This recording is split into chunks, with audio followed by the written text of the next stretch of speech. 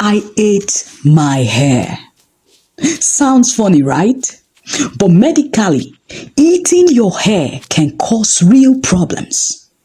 When someone repeatedly eats their hair, the strands will accumulate in the stomach and form a mass called a hair ball.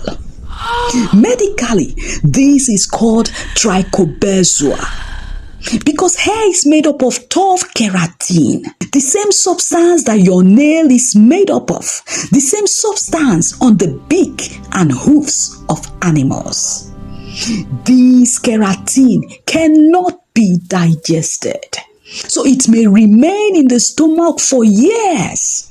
Over time, this can lead to persistent stomach pain, vomiting or nausea, intestinal obstruction, nutritional deficiencies, and in severe cases, it will lead to a condition called Rapunzel syndrome, where the hair mass will extend from the stomach into the intestine. So yes, eating your hair is far more serious than it sounds. Now look at this. Your hair is made up of mostly dead cells. The hair you see on your scalp is actually biologically dead. Hair is made up of two parts. The outer one that you can see, that is the hair shaft. The part of that hair embedded within your skin, mostly the dermis, that is the hair root. Now the hair shaft is made up of three parts. An innermost core known as the medulla. The outer layer known as the cortex, which is the thickest part. And the outermost layer called the cortical. Now this hair that you know, the root is inside the dermis.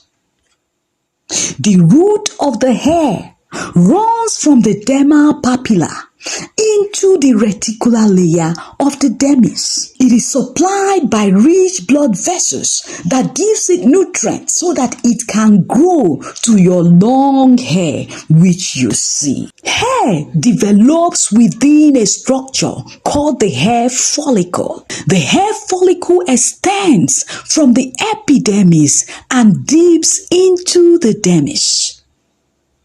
This is the hair bulb. It is lying deep in the hair follicle. It is the enlarged base of the hair. And remember, all these parts are the root of the hair. The hair bulb contains actively dividing cells. They are the cells responsible for the growth of your hair. Then we have the dermal papilla. It is also within the hair bulb. This one is richly supplied by blood vessels, which gives it the nutrient that it needs for growth. And we have the hair matrix, which surrounds the dermal papilla. It is also made up of rapidly dividing cells, which will differentiate into the structures of the hair shaft. Melanocytes. Melanocytes are located here in the hair matrix. They inject pigment into the developing hair. The associated structures of the hair include the sebaceous gland, which secretes sebum, which lubricates the hair, and the erector pili muscle, which relaxes and raises the hair. Now we have talked about the various parts of the hair.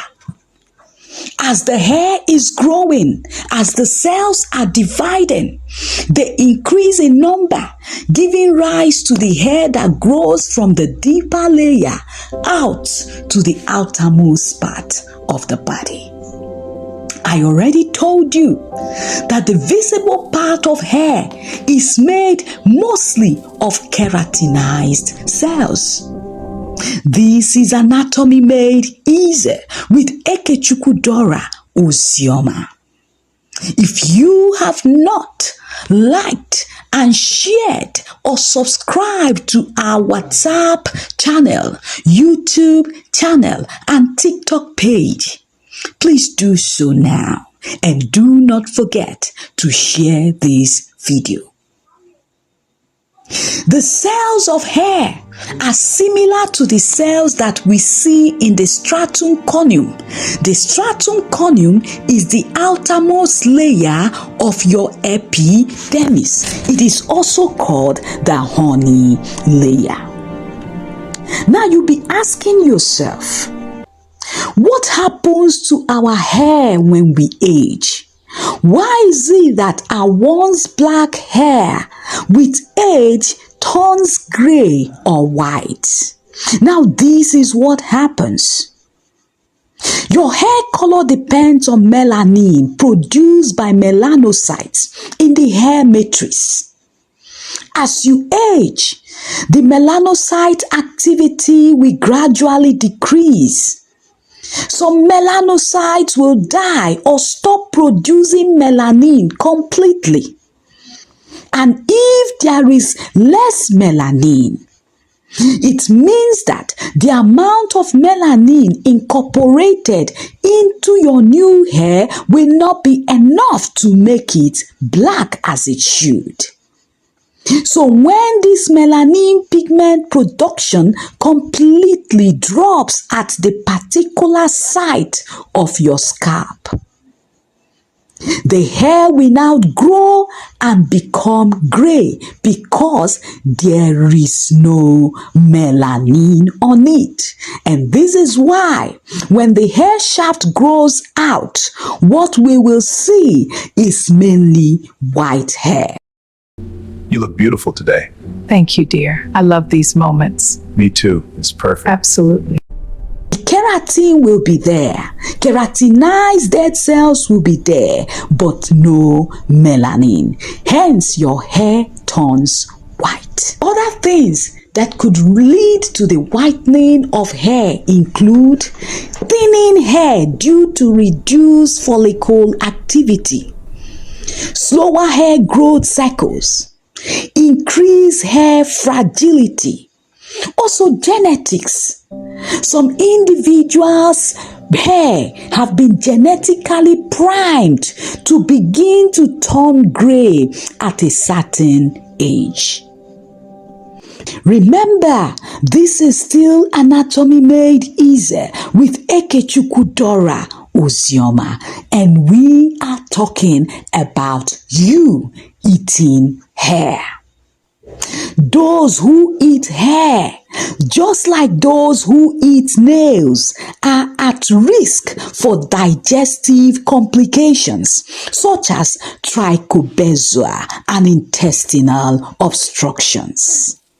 And so I ask, finally, since you have learned about your hair, why is it that when you cut your hair, it doesn't hurt at all?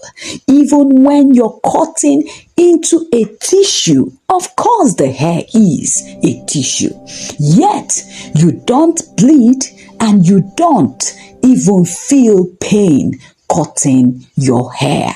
And when the hair falls, sometimes you don't even know why. Drop your answers in the comment section. I'll be waiting for you there. Stay tuned.